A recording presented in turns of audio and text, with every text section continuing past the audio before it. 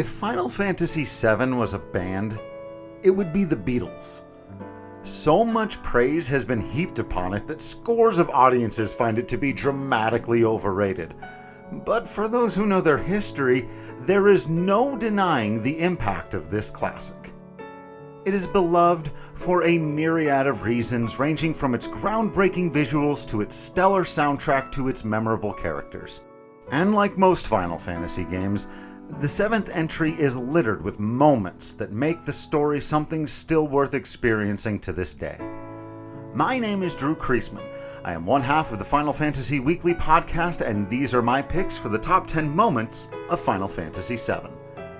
Note, there are spoilers ahead for the original game, and honorable mentions are going to go out to the Gold Saucer intro, the moment when the Highwind takes flight, Bugenhagen explaining the universe, and when Cid and the gang go to space.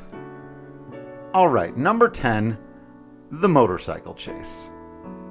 The first act of Final Fantasy VII makes it abundantly clear that this world is different from the medieval and steampunk-inspired worlds of games past. Within the first few moments, we see motor vehicles, an aircraft, and a skyscraper.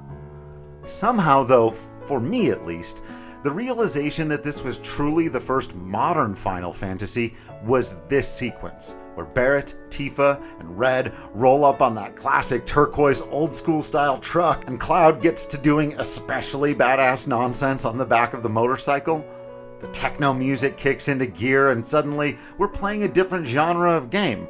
Or rather, we were watching what was called a full-motion video cutscene, which was my first experience with these kind of visual treats acting as rewards for progressing through a game. Number 9, interrupted by fireworks. A gondola ride through the outlandish magnificence of the Gold Saucer to the gorgeous renderings of Nobuo Uematsu. Sign me up. There are actually 4 different versions of this scene, the 2 with Yuffie and Barret being rarer to see and mostly played for laughs. But whether you get Aerith or Tifa, and we are not pitting the 2 of them against each other on this channel, it is a wonderful and arguably romantic moment. The visuals are still incredible and may well destroy us in Rebirth. The personal conversations take us away from the evil corporations and would-be gods for a moment. It is a peaceful and quiet moment in the middle of a storm, reminding us why we care about these characters. Number 8, the Trail of Blood. Final Fantasy rarely dips its toes into the horror and thriller genres, but when they do, it can be extremely effective. During the opening chapter, which has been primarily a diesel punk fantasy adventure about fighting an evil corporation, the tale suddenly becomes a living nightmare. Our heroes are imprisoned overnight only to wake up to their cell doors wide open and a trail of blood, also the name of the eerie piece of music accompanying the scene, leading to inevitable terror. The reveal of Jenova echoes some of the best of body horror filmmaking, and the end of the trail, where we discover the president of Shinra dead, impaled by an impossibly large sword upon his own desk, is hauntingly memorable. Number 7, Plateful. Shocking is an understatement. Evil megacorporation Shinra has been bleeding the planet and their own people dry, but surely they wouldn't go as far as to murder countless citizens in a terrorist attack, right? Right? Our heroes are too late to stop it and can only save themselves, and not even all of themselves. The devastation was sudden and unfathomable. This event raises the stakes for the drama in the story and serves as an intense warning about what can happen when power goes unchecked.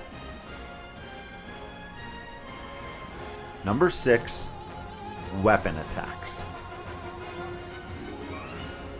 Final Fantasy VII suddenly becoming a kaiju story is, well, it's pretty rad. Once the planet feels threatened enough, It awakens its ancient guardians and sends them scattered across the globe. A few become some of the most memorable optional boss fights in gaming history, but Diamond Weapon made the biggest impact, literally and figuratively, when it attacked Midgar. In an epic action sequence of mutual mass destruction, the Great Beast unleashes a mighty energy blast while the stolen Junon cannon returns fire. It's hype-inducing to watch, but also not just a fancy set piece. Several key characters are presumed dead after this event, and the barrier around the northern cave is destroyed, allowing our heroes at last to confront Sephiroth. And we are left stunned in the aftermath. Number 5. The intro. Much like Dorothy in The Wizard of Oz, stepping out of black and white and into a world of color, the opening of Final Fantasy VII is a seminal moment not just in the series, but in gaming.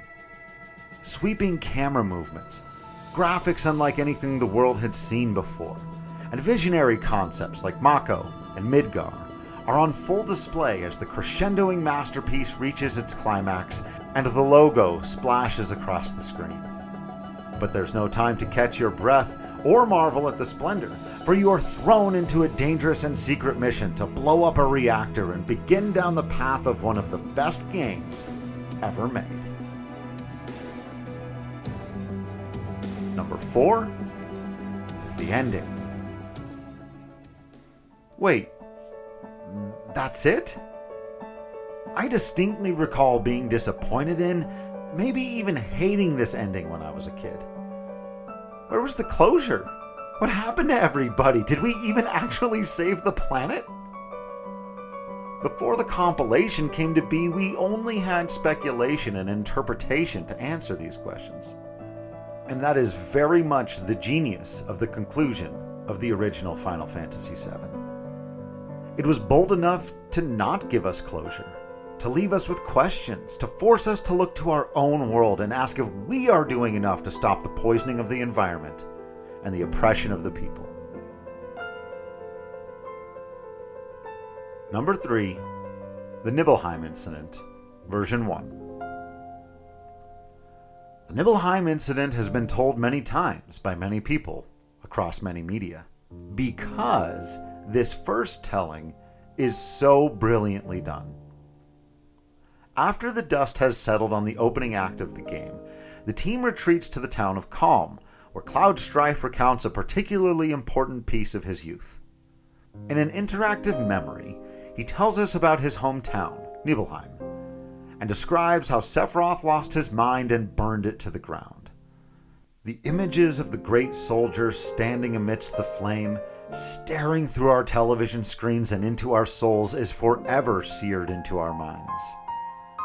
And, as it turned out, there was so much more to this story.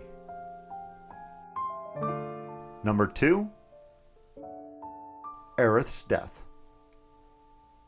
The most iconic scene from the game, the death of Aerith, has been written about and talked about as much as any moment in Final Fantasy history, including already here on this channel, and for good reason. In addition to its importance for the franchise and the medium, it's also just a stunning sequence to behold even to this day. Every camera angle is purposeful, every note meaningful, every line of dialogue and every frozen image memorable.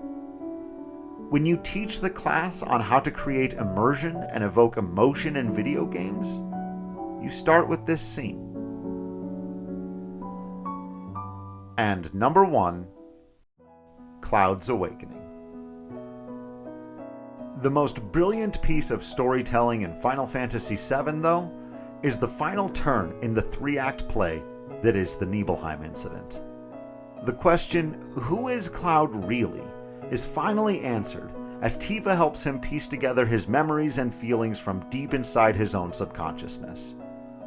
As fantastical and unusual as it is in presentation and concept, ultimately this is a scene about the examination of universal qualities of the human heart. Cloud battles with so much that we all do: identity, self-doubt, a difficult to define desire for companionship and love, a need to know the truth rather than living a lie. In this moment, Cloud and maybe a few players out there realize the importance of accepting your flaws and shortcomings, of being true to yourself, and embracing your role in the fight for a better future. Thank you for watching and listening. Thank you to LadyKTea for editing, and to Final Fantasy piano music, Slayer Santiago, and Knight of the Round for the music. And as always, a huge shout out to our Patreon subscribers. You can subscribe for as little as $1 and get all kinds of Final Fantasy content, including over now 90 in-depth podcasts over at patreon.com/ffweekly. And if you're interested in other nerdy talk like Lord of the Rings, Star Wars, MCU, DCEU, and more, check out patreon.com/DCProductions. Don't forget to like and subscribe down below to our channel and to the contributors who help make it possible.